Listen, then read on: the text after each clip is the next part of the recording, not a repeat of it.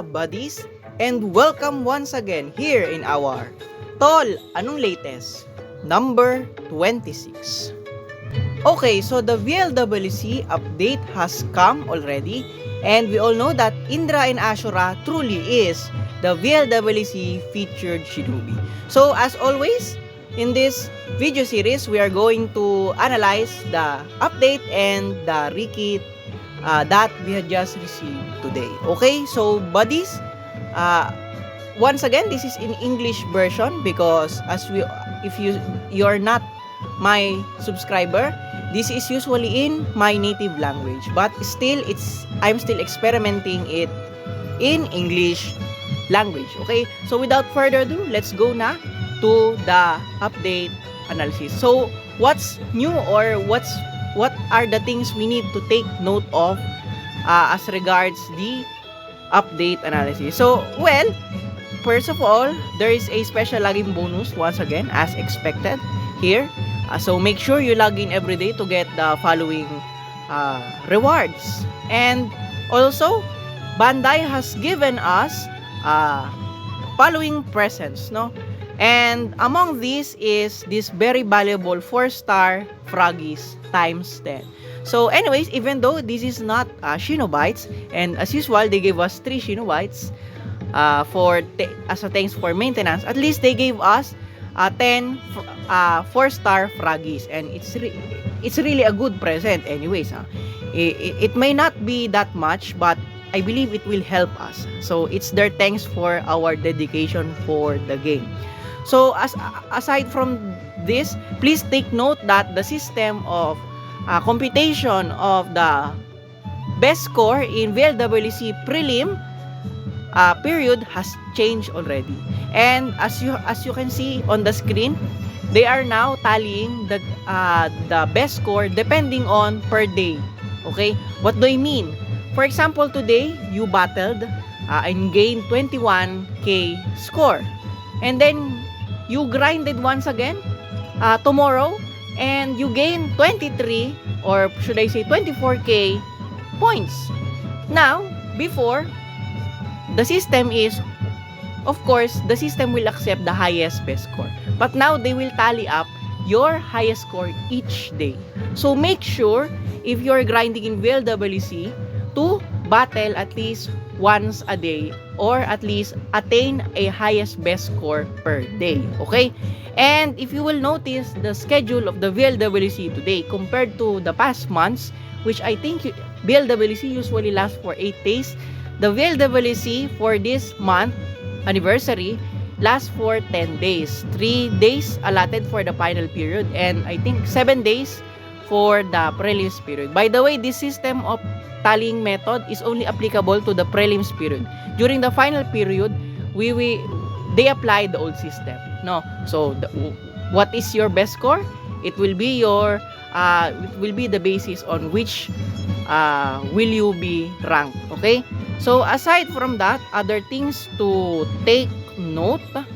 Okay, so of course there is a ticket summon currently. Where is it? Here. Okay, so we have now a current banner, this guaranteed 6-star EX ticket, and you may buy the ticket in the shop, and we have one free chance to summon using tickets, because here in the VLWC point exchange, we can exchange of the ticket. Where is it? Oh, I was wrong. In the roundup mission, rather, you will see here the ticket, and as you all know, that's the reason why I managed to draw in the said banner. Okay, so make sure you exchange those and to draw, because it's a guaranteed 6-star ticket.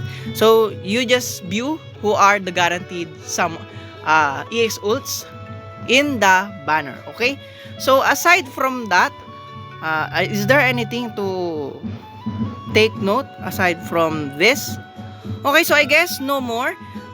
Some few advices lang, buddies, because more and more things are coming in NXB currently that we need to grind. Okay, so what are those? as you can see in suppression mission, there are many valuable items here that we need to grind up. Like this tool, the card, and of course this medal because this is important. Also, keys, and that's all. Also, in the roundup mission, don't forget also to grind because some of Indra's keys, Ashura, Madara, and Hashirama are here. And also, hero keys rather, their tools, and their tools are OP. And there are especially this new one because it's a awakenable to its awakenable it's awakenable to 8-star. Okay, so make sure you got this also.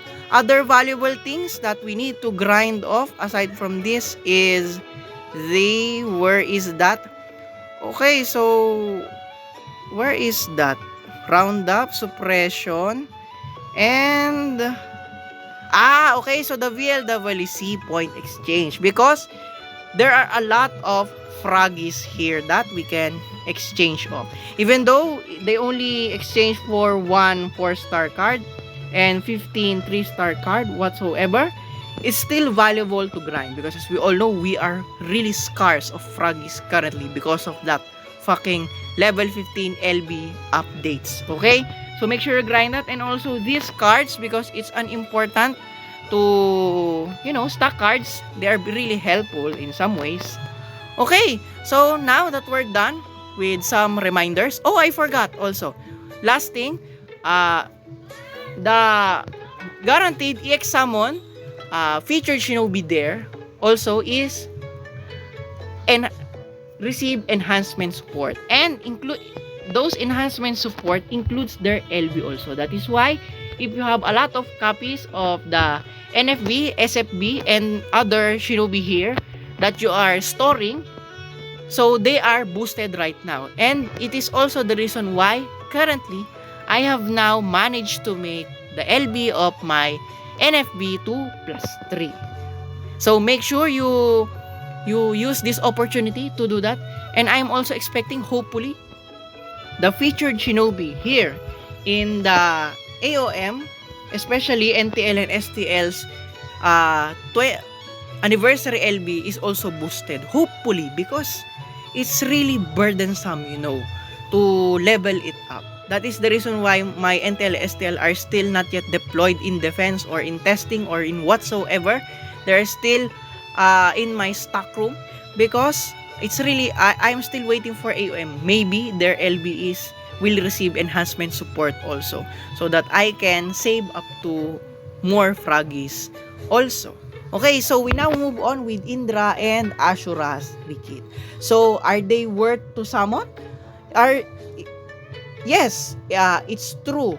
I can tell you right now, Madara and Hashirama is more worth than them. But are they trash? So let's see what do they have, or what are the new things that they introduce in their buffs. In their Rikits rather. Okay, so we go first to Indra. So let's look at the animation first. Lightning formation. Okay, so here we go. And Indra, in a way, I believe will, so it's revive cancel, will summon. So there are arrows. 1, 2, 3, 4. There are 5 arrows formation, imprisoning the enemy, leaves an AOE, and it's revive cancel. Okay, so the animation is somewhat based from the Ninja Storm Connections X-Ult of Indra. If you already watched that in YouTube, Indra calls down upon arrows of lightning from above and then it will fall. If I was right with the animation, I think this is a derivative version of it, because as we all know, NXB, I believe, is the light version of Ninja Storm Connections in a way. Okay, so let's look at the... Okay, so the buffs, what makes Indra's new EX Ultimate different? So first, unlike with his old and oldest EX Ultimate, Indra now has revive cancel as we have seen, and also revive once again if the jutsu is already at level 8. Therefore, his EX ultimate is somewhat working like that of Sasuke Final Valley. Although Sasuke Final Valley can already gain a revive buff even if it's still in level 1. Okay, so aside from that, this EX ultimate gives Indra huge evasion rate because at level 8 it's already huge. Okay, and grants him this new effect, the Lone Wolf effect. And as we all know, some shinobi already have particular effects like this with different names, although their function remains the same. If those effects are active, they gain added damage, and as indicated here also, if the Lone Wolf effect is activated, Indra will receive a recoil immunity to recoil buff. Therefore, he will not get knocked back if the Lone Wolf effect is active. And at level 15, the duration of that effect increases again. Well, in the EX boost effect, there is not new anyways. Here, it's just, of course, it halves the cooldown of the next EX ultimate and other things. Okay, so of course, let us not forget, it reduces the endurance of yellow color protection. Okay, so now we move on to the LB of Indra. What's new with LB's Indra? So let's look at the animation first. Okay, so animation. By the way, the animation of the EX ult is, for me, it's awesome. I like the very big Susanoo and then the imprisonment effect. And for me, the short interval between the imprisoning of the target and the blowing up of the lightning is not a hindrance anyways. If it will not, I believe it will not make the enemy within those interval use or counter attack an ultimate or any jutsu, because I believe it by imprisoning the target, it will somewhat maybe knock back or something, and it's not that very long anyway, so it's not a problem. So how about the LB? Okay, so it summons somewhat an area damage of EMS Sasuke, but it doesn't follow him. And then a final blow from Indra's Mangekyo Sharingan. Animation is simple. Yeah. Parang tinitipid ni Bandai mga animation yan. Ano? It's simple, yeah. It's not that awesome, unlike the EX ult, and it's not that trash anyway. Although I believe the range is not that very big. Okay? And it doesn't point to any direction, so it only surrounds the user.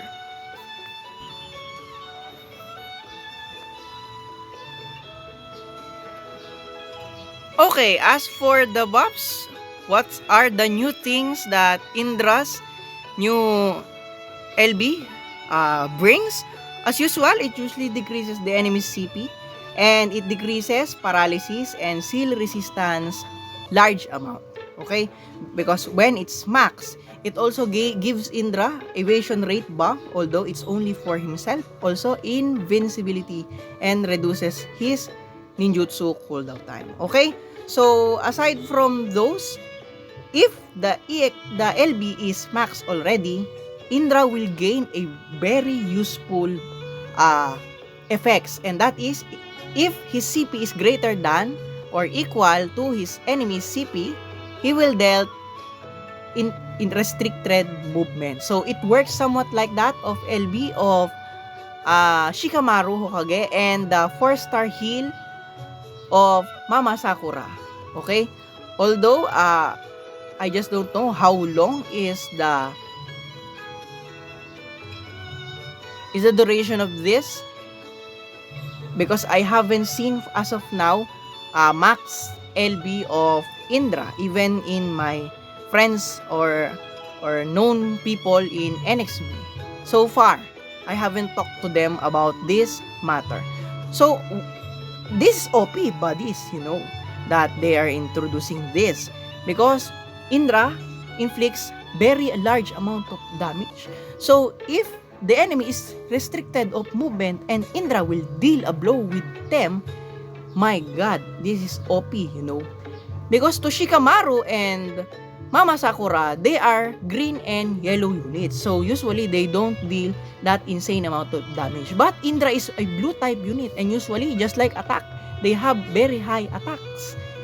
Okay, so this is very good. So let's look at the buffs of his limit break. As usual, at +2, it's double strip. And at +3, let's look at the peculiar buffs that he has.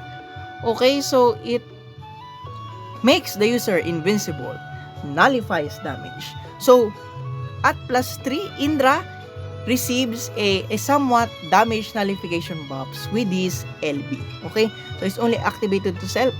And once again, even though without using the X ultimate, Indra can now have immunity to recoil if the Lone Wolf effect is active. Okay, although this particular buff is only available, I think, for 1 time as indicated here, and will only be activated if the user's HP is 50 or less. So the EX ultimate immunity to recoil buff is still better compared to this because this is only a 1-time effect. Okay, so it's OP, my god. So even though I can say that Madara, of course, is much better than Indra, Indra is still offering a very good range of buffs here. So lastly, let's look at the 4-star animation first. Okay, so it's Amaterasu. So he will, it's long and it leaves a area damage, okay, for quite some time. It's good, it's long range, one-sided, and yeah, okay, as you can see there, very nice. Okay, so what does this 4-star jutsu offers? So as for the animation, well, once again, just like the LB, the animation is just simple, okay, not that awesome and not that trash anyway. So let's look what's new with Indra's 4-star. Of course, it's double strip already, as we can see. And aside from that, at first, it doesn't seem that he doesn't offer anything aside from that. But if we take a closer look, we will see that if the jutsu is at level 8 already or max, Indra can now once again inflict restricted movement for a set period of time. The same buff that his LB offers at max level. So wow, this is OP, and I've seen testings of this 4-star, and it lasts, the restricted movement lasts for 3 seconds.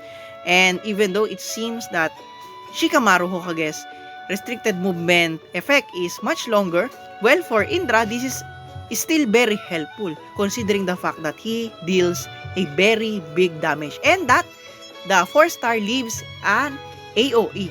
So therefore, whoever comes to that area will be restricted of movement for 3 seconds. So please take note, and it's important to get this 4-star because it's OP. It's very helpful, buddy. And it's very insane. Okay, so now before we say my conclusion, let's visit Ashura first. So we'll move with Ashura's Rikit. So how about is Ashura? Does Ashura can offer anything? So because I've been seeing disputed things already in our NXB community, because some people, or should I say most people, downgraded Ashura's Rikit because it's somewhat trash. But others defend it because, Ashura is the king of spamming jutsus. Okay, so let's go to the EX Ultimate first. What does animation first? Okay, so once again, we will see this Kurama avatar, and am I was right with what I saw? He just jungles those many Truth Seeker orbs and then it explodes. Okay, so it has big range. The animation is fast. Unlike with Indra, there is a very short interval before the lightning explodes. Okay, so no AoE, however. And yeah, The animation is just funny, you know. Ashura is just like a clown, no? A jungling. Okay, so let's look at the buffs if it can give seriousness.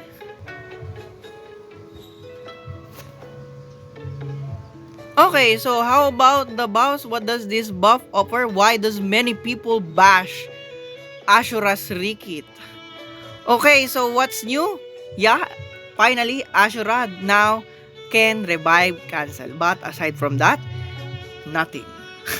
Yeah, if you will look at here, yes, Ashura, since he is a support type unit, he gives a large amount of buffs here in the X Ultimate for himself and the support. But aside from that, he only has invincibility buffs aside from the revive cancel, and that's it. That's what's new here. Also, he now decreases the enemies. Am I right? Decreases the enemies. Okay, where is that? Nothing. I thought it decreases, what do you call this? Evasion rate. No decrease of evasion rate. Only, cancels revival, decreases CP. Confusion. Yeah, here. It's here. Yeah. Okay, so it decreases evasion rate, and it cancels the revival of enemies and grants team invincibility, aside from the other team buffs. So that's it. That's aside also for the breaks the yellow color protection. And if we look at the X boost effects, yeah, a total trash. So we now understand why many people bash it. Why didn't they give him at least a damage nullification buff just like Indra? At least to make it even more useful, because for me invincibility is not that very essential buff anymore, except it's been overlapped by countless jutsu granting invincibility. Because currently, invisibility is being stripped by countless EX ultimates and especially jutsu. Not to mention the 4-star, the current 4-star of the usual Rikits nowadays. They even strip invincibility. Okay? So it's not that very useful. My God. So how about the LB? As you all know, I just recently got the LB. If you watch already the videos before here. So let's look at the animation. Okay, so Rasengan. And yeah, it throws, oh my. The range is not that quite big, and the animation resembles his one of his gold ultimate. Do you remember it? The miniature version of his previous X ultimate, the Swirling Tornado Barrage also. So in a way, we can say that this is the derivative version. So yeah, it throws and blows. That's it. Okay, so it seems it doesn't have other effects such as restricted movement. Anyways, so let's move on. What buffs does he has? Okay, so the LB. So what's new with this LB? Okay, so as you can see here, wait, did I just saw that? No, this is the ultimate. Sorry. Okay, so the LB rather here. Okay, so of course, the usual trend started by the Intel STL, it usually decreases the enemy's CP. And aside from very many team buffs that he gives, of course, he also grants invincibility. He also has a certain effect named Conflicting Fates. Although Indra, if you read also, Indra also has this particular Conflicting Fates effect. So in a way, Indra has two types of effect, while Ashura only has one. Okay, so it increases his damage if he has allies with him or summonings on the same floor. And aside from that, I don't see any new things anyways. So the other buffs are just normal, as you can see. Okay, so unfortunately, so it doesn't grant any, at least cooldown time is ignored. I just don't understand why even DX Ultimate doesn't have that particular buff. It's the signature buff of Ashura. How about the LB? what does it offer?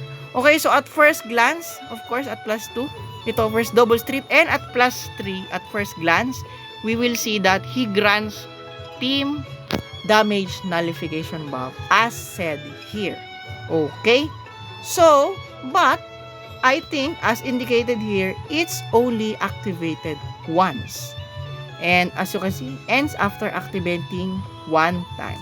And according to some sources, this particular buff will only be activated unless Ashura CP is below 4.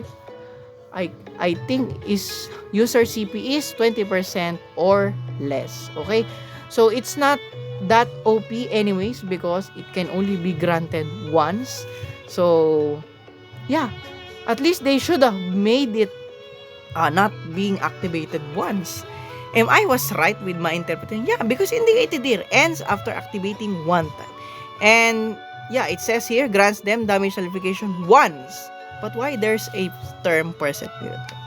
So I guess yeah, it's only activated once. So it's not that very OP anyways.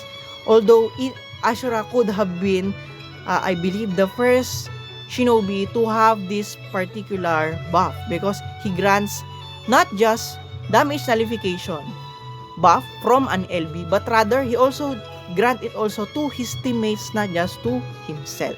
Although the downside of that is it's only activated once, and if Ashura's CP is below 20%. So it's not that OP anyways. So I guess it's not worth to grind or to max what the LB that I got. So lastly, we now move to the last but not the least, the 4-star of Ashura. Okay, so what does this thing offers? Oh, so Tornado once again, as we all know, the signature move of Ashura. Okay, so it's fast animation but doesn't leave any AOE, and that's it. Yeah, that's it. Okay, so how about this 4-star? Does this 4-star offers anything interesting? Okay, so aside from, of course, it's a double strip. Yeah. It also decreases the confusion resistance. Okay? So if Indra's LB decreases the seal and paralysis resistance of enemies, in his LB, Ashura rather decreases confusion resistance in his 4-star. But unlike Indra, he decreases it only by medium amount.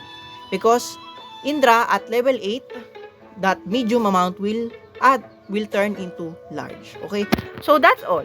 It's only double strip and decreases the confusion resistance of enemies. And aside from that, usual buffs and debuffs that we usually see are indicated.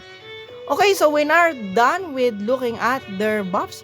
So we now for the conclusion and final take, should you summon for Indra and Ashura? Of course, as I have mentioned, Madara and Hashirama is much better. Okay? But Indra can offer a very good amount of buffs and debuffs because I can say that Indra is much worth to summon than Ashura, of course. I now understand why many people consider him trash, but I believe he's not a completely trash considering the fact that he is the king of spamming jutsus. And I believe by spamming jutsus, at least he can be a solid unit, I think, in attack mission. In defense, I think he doesn't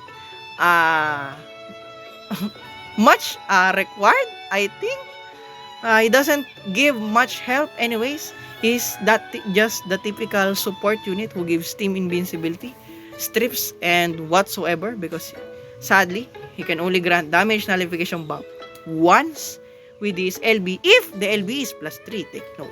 But Indra is much worth. Revive cancel, he has revival buff once again, and he can also now restrict movement. You know, I believe this restriction of movement buff is also based from the anime and manga also, because as we all know, whoever looks at I believe I watched that in a certain anime episode of Naruto. Whenever he looks at other people's using his Mangekyo Sharingan, the whoever saw that will in a way be flinched. They will be shocked at some point, except for Ashura, I think. Okay, so that is why even of course, if you like Indra or Ashura, summon for them. It's your favorite, so prioritize them. But if you're looking for a very good or worth it unit, considering the fact that they also have that very troublesome and traumatic drop rate, very low. So go for Indra also, especially that his 4-star is very good since it can also already inflict restriction of movement with just the 4-star alone. So it's really OP, and I think that Indra could be OP not just in attack but also in defense because of this. Maybe he will be good in a fly-in room trap, or maybe he can also be valuable in the final room. Although of course we all know that blue units are squishy, so maybe if you want to counter NTL using restriction of movement, just like other players' strategy of using Shikamaru to stop the movement of NTL, thereby countering them, I think Indra is a good choice for that. Although because he is squishy, of course, match him up with a very good support and units which can increase his survivability inside the final room. Okay? So that's all, buddies, are my comments as regards Indra and Ashura. If you have Hashirama and Madara and don't have enough SB, if you're free to play, don't summon already. Okay? Or at least summon once, hoping to get the 4-star at least. Okay? So that's all, buddies. Kita-kits mga katropa, and hopefully you had a good summoning. And of course, don't forget to grind, because we have a lot of things to grind and a lot of things to get which are valuable, as I have mentioned just a while ago. Yun lang mga katropa, kita-kits. Hayaang ibigay